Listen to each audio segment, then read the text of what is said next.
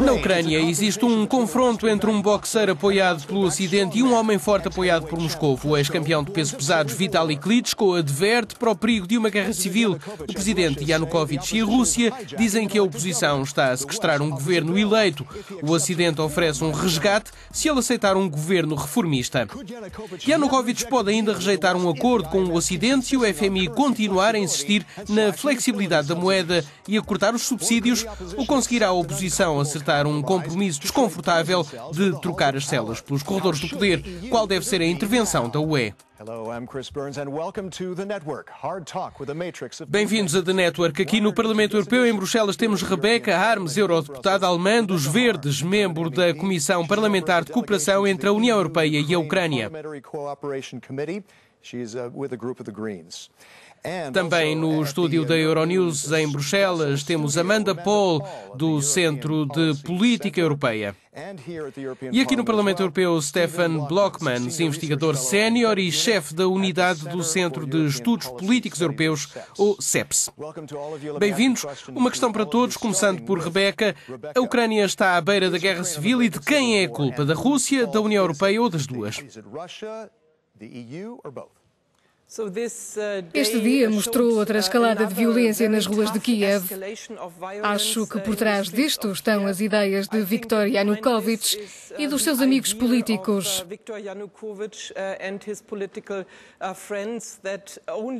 Que só através da violência, com base no Berkut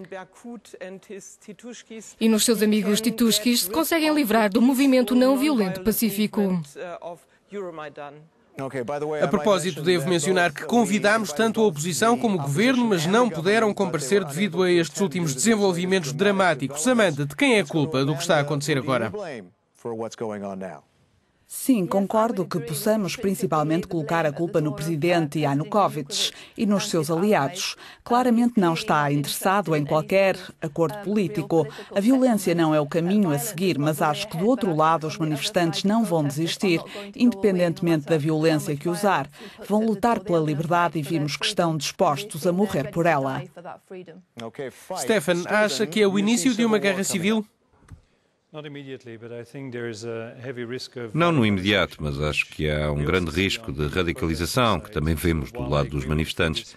Concordo com as opiniões anteriores, que o Berkut e o governo estão a impulsionar a repressão, mas os líderes da oposição também têm a responsabilidade de conter as forças que estão presentes em Maidan.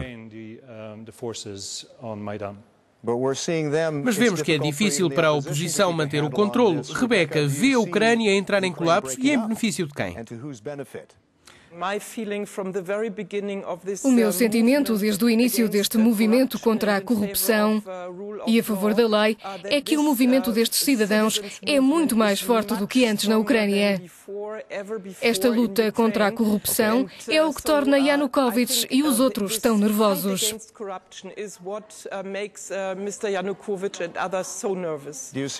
Encara isto desta forma, Amanda? Vê os russos preocupados em perder o controle e talvez gostassem de manter o porto de Sebastopol para a Marinha? Com certeza. A Rússia vê a Ucrânia como uma parte indivisível da Rússia. Querem ter um governo que tenha os seus interesses no centro das suas políticas. Já vimos que alguns representantes da Rússia falaram em dar apoio a regiões como a Crimeia e regiões orientais. Portanto, a Rússia tem um interesse significativo. Stephen, concorda? Concordo. Os russos têm um interesse industrial, é claro, no leste da Ucrânia e a frota do Mar Negro está em Sebastopol, na Crimeia. Ambas as regiões são maioritariamente de língua russa e sentem-se culturalmente mais ligadas à Rússia. Como se evita um conflito como este, Rebecca? Gostaria de mais presença europeia no terreno em Kiev. Sempre lutei por uma missão de observação. As pessoas da Europa estarem lá, a falar com todos os lados para impedir uma nova escalada. Esta ideia falhou até agora. Não estamos lá, eu estou aqui. Não concordo com esta fraca presença da União Europeia.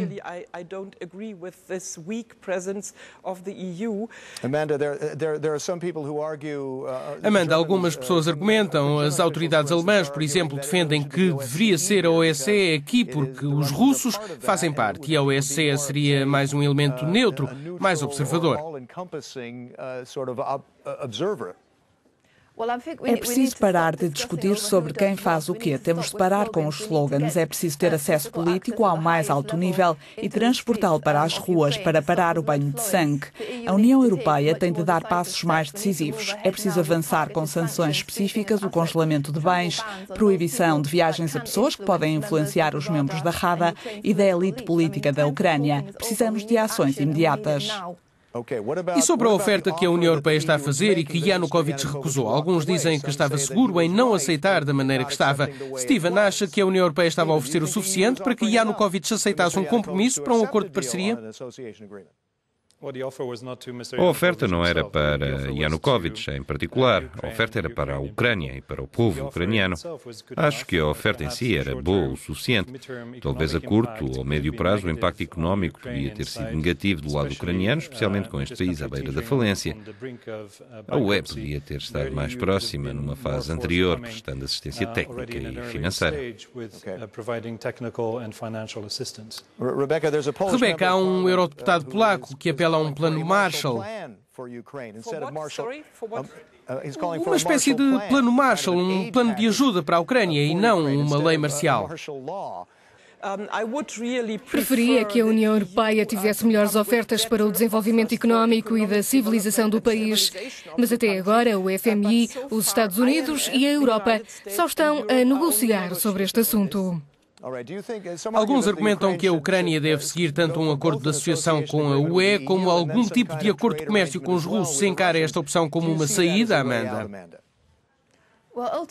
Em última análise, seria o cenário ideal que a Ucrânia pudesse seguir a sua primeira escolha, a integração europeia, mas também continuar a ter boas relações económicas com a Rússia, porque este é um parceiro-chave da Ucrânia e do qual precisam. Mas até agora não temos visto qualquer flexibilidade do lado russo. Steven, acha que há uma saída? Acha que a União Europeia pode intervir? Considera que tem a capacidade para fazer ou a União a 28 ainda está irremediavelmente dividida sobre este assunto? A Europa a 28 está dividida sobre a perspectiva de adesão da Ucrânia. O que a UE e os seus Estados-membros podem tentar fazer mais é estender a mão aos cidadãos ucranianos para facilitar a cooperação transfronteiriça, aumentar a mobilização de pessoas através da liberalização de vistos para estudantes, mas também mobilizar as diferentes organizações que existem na sociedade e por aí fora. Vê isso assim, Rebeca? Acha que a saída é difícil chegar a um consenso europeu? Nem todos os Estados querem que a Ucrânia adira à UE, por exemplo. Acho que o principal problema foi o interesse nas boas relações que dominavam tudo o que preparámos para a Ucrânia. A primeira coisa que temos de fazer é parar este desenvolvimento para uma guerra civil. As pessoas mortas nas ruas de Kiev também são um fracasso da União Europeia. Amanda, rapidamente, última pergunta. O que deve ser feito agora?